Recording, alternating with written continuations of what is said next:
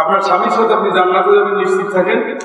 স্বামী জাহান্নামে যাবে তখন যখন বাবার সেবা করবে, দ্বীনের কাজ করবে, আল্লাহর গোলামি করবে। আল্লাহর গোলামি করবে না, বাপ মায়ের কথা শুনবে না, আপনার বাপ দিয়ে পরকীয়া ধরাবে, এগুলো করে জাহান্নামী।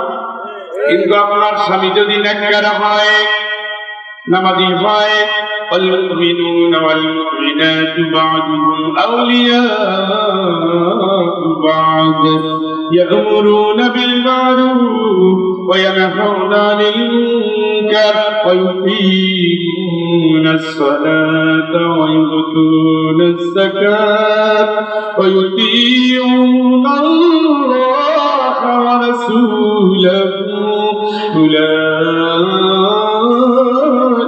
سيرحمهم الله.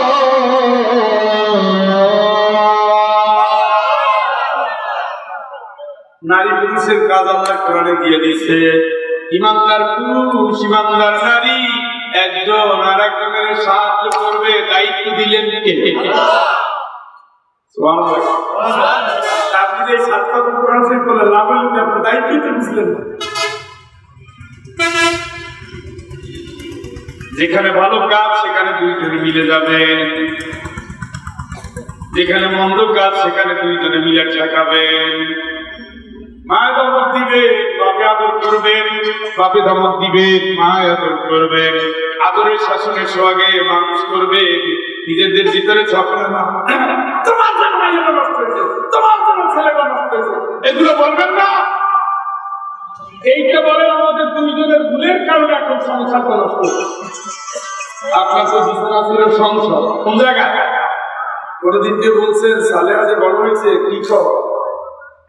ঘুরে বলেন খালি ধমকা না। দুইজনে পরিকল্পনা করবেন, মেয়ে তো বড় হয়েছে কি কর, কোন ধরনের ছেলের কাছে যাওয়া যায় কি বলো। ছেলে যত এখন কলেজে যায় কি বলো, ছেলের চুলের কাটিং দেখছো নি? মাইকার হক এটা তো সুন্নাত নাই, কিচ্ছু নাই। ঘটনা কি? প্যান্টের ডিজাইন দেখছো নি? সেরা ভাড়া দেখছো নি? খাবার রুচি বামার দিয়ে খায়, ছেলেটা কি মসজিদে যায় না? তোমার দায়িত্ব আছে, তুমি রেডি করে দিবা, পরে ডাক দিয়ে দিবা, আমি করে মসজিদে নিয়ে যাব। মেয়েটারে খেলার আগে মাথায় হিজাব দিয়ে দিবা, আমি খেলার মাঠে নিয়ে যাব। ছেলে আর মেয়েরে করার জন্য বাপ মা, স্বামী আর স্ত্রী কাজ করবেন। ছেলেটা শুনছে বিড়ি ধরছে, মা রাগ করবে, বাবা জবাব দিবেন, দুইজনে প্ল্যান করবেন। যদি তোমার আটকারা ভাইয়া বড় হয়েছে, খবরদার। আপনি জানেন আপনার মেয়ে নষ্ট হয়ে গেছে, ফেসবুকে কোন বন্ধুর পরিচয় পাইছে, রাত্রিবেলা বিশ্বাস করে। মা আপনি তো জানেন আপনার মেয়ে নষ্ট হয়ে যাচ্ছে, আপনার স্বামীর সাথে শেয়ার করে। ওরে খবরদার, মা তোর আব্বারে যেন না জানে, জানলে কিন্তু মাটিতে পুঁততে বলে। তার মানে কি? মানে আপনারা তুমি জানলে তো অসুবিধা নাই, কথা কম। এই পরিবারের মেয়েরা নষ্ট হয়ে যায়। সিদ্ধান্ত নিতে হবে কয়জন? কথা কয় না, দায়িত্ব দিছে কে? আপনি কি এটা আমার সমানে করেন? হ্যাঁ, একটা সিদ্ধান্ত ওকে জানে, ওকে জানে, এই মেয়ের ব্যাপারে মাই বেশি জানে, এটাই সিস্টেম। নারী মূল্যায়ন করছেন, আল্লাহ রাসূল স্ত্রীদের পরামর্শ দিতেন। সাহাবীদের বলছে ওগুলো হবে না, সবাই করো। কেউ করে, কেউ করে, সবাই তার মতো বসে কি হবে? ওরা করতে আসলে এতদিন পরে বাপের বাড়ি যাবো, মক্কা নগরীতে যাবো। রাসূলের স্ত্রীকে ইয়া রাসূলুল্লাহ আপনি কাজ করেন। রাসূল তো চিন্তা করে ভাবতেছেন না, তার অর্ডারকে ফলো করে না। ইয়া রাসূলুল্লাহ আপনি কাজ করেন, নিজের আগে নিজে শুরু করেন, দেখবেন সবাই সুবহানাল্লাহ কয় না।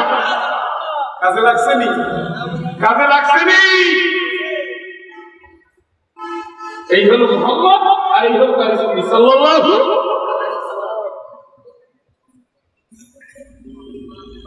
পরামর্শ ভিত্তিক কাজ করবে। মা পেটে নিয়েছে, মায়ের চর্বি, মায়ের রক্ত, মায়ের কষ্ট, এই তিনটা নিয়ে সন্তান বড় হয় বলে মায়ের দিকে আসতে হয়। এই জন্য সন্তান করার জন্য মায়েদের দায়িত্ব বেশি। কাদের?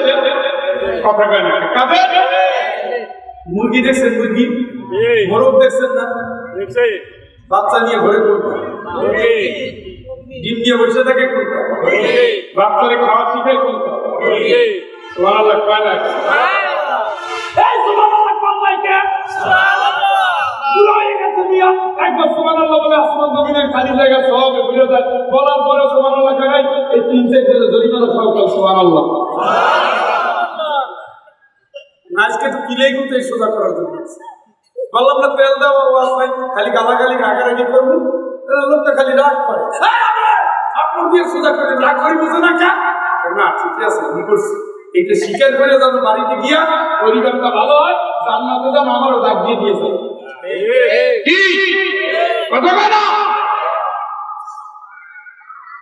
আমি একজন আর একজনের রাইটকে খবরে থাকতো, ক্রমান্বয়ে 6 দিন আগে দেখার পরে মাথা মাথা কাজ করে একেবারে চোখের উপর আমার বউ পেতে এরকম মানুষ যদি আমাকেও হইত তাহলে কেমন? আল্লাহ বাজেট দেখা লাগবে না? বাজেট লাগে না? একেবারে প্রস্তুতি দিয়া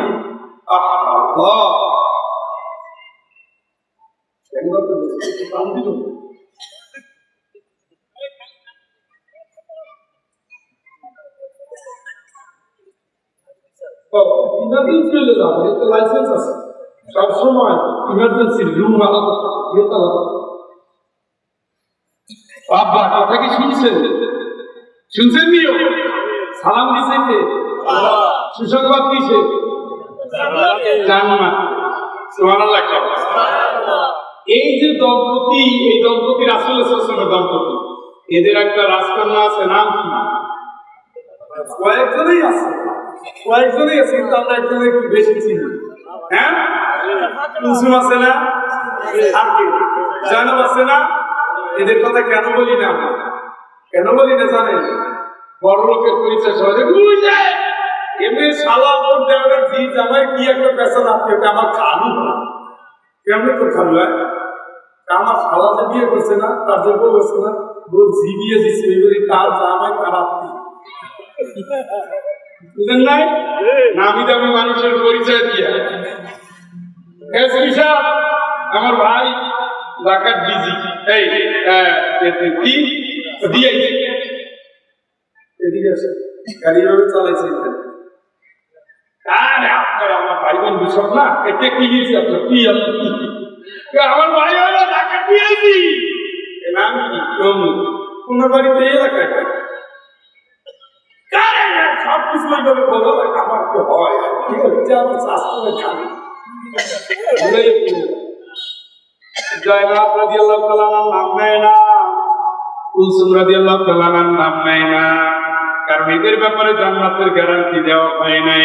সাইয়্যিদাতুন নিসা ফাতিমাতুজ জাহরা রাদিয়াল্লাহু তাআলা আনহা চিৎকার করে বলেন আল্লাহু আকবার।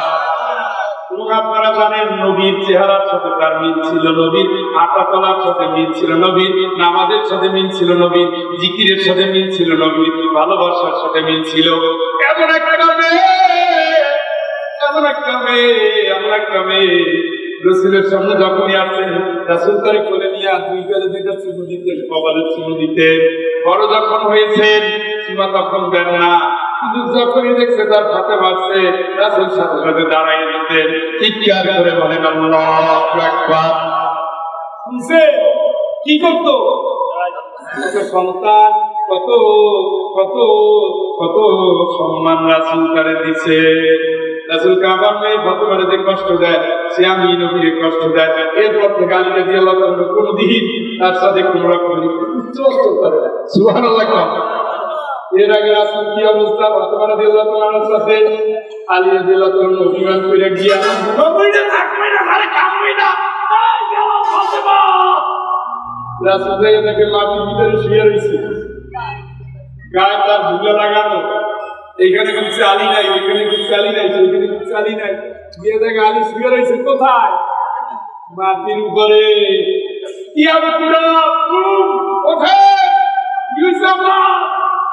এইখানে দেখে তো লজ্জা পেরে গেছে, শ্বশুর হয়ে গেছে, যারা পেরে গেছে। আর পরে আলী নিজেই পরিষ্কার করে দেয়, আর আমার মাইয়ের হতে পারে যে কষ্ট দেয় আমি মুহাম্মদ সাল্লাল্লাহু আলাইহি ওয়াসাল্লামের কষ্ট দেয়, চিৎকার করে বলেন আল্লাহু আকবার। এরপর থেকে আর কোনদিন আলী রাদিয়াল্লাহু তাআলা আনহু ফাতেমারে 30-20 কোন আচরণ করে নাই। আপনার খবর কি? ইমানদার মেয়ে তারে বিয়ে দিছে আপনার ঘরে, যৌতুকের লেগে পাঠানোটা 2 দিন পর ছোট লোক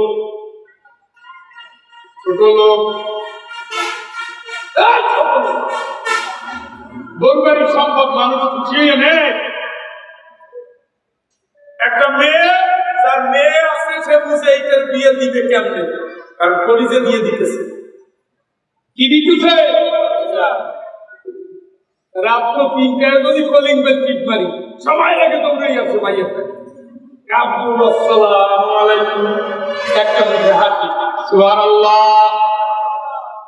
কষ্টর অনেক বড় না, ভালোবাসায় কত জায়গা দখল করে ফেলছে। বললাম যে আগামী বছর আল্লাহ বাসালে মিশর ঘুরে আমরা করতে যাব।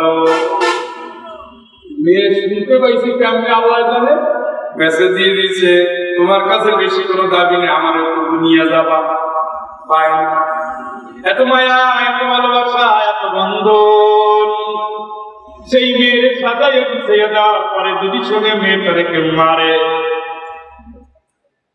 মেয়েটা অসুখী, গেলে চোখের পানি ফেলে কাটবে, কোনো সমস্যা নাই, তোমার মুখ শুকিয়ে গেছে কা, এই যুবক তোমার জান্নাতের দুয়ার বন্ধ। তুমি জালিম। পুরুষের সামর্থ্য যা কুলাই দিবেন, মেয়ের জন্য দিবেন। রাসূল দিয়েছে বালিশ, দিয়েছে একটা পরনের পোশাক, দিয়েছে কাজ করার জন্য জাতি, আর পানি খাওয়ার জন্য মঠ, 4টে জিনিস দিয়েছে। আপনার সামর্থ্য অনুযায়ী আপনি দিবেন। কিন্তু যদি কোনো পুরুষ বলে তোর বাপের বাড়ি থেকে এইটা নিয়ে আয়, আল্লাহর কসম হারাম উপার্জন নিয়ে আপনি কবরে যাবেন। উঠানি করো ব্যাপার, একটা গালি দেওয়া উচিত, দিবনি? হ্যাঁ, ওনার শ্বশুর বাড়ি থেকে ওনা না লাগবে, জীবনে চালাও।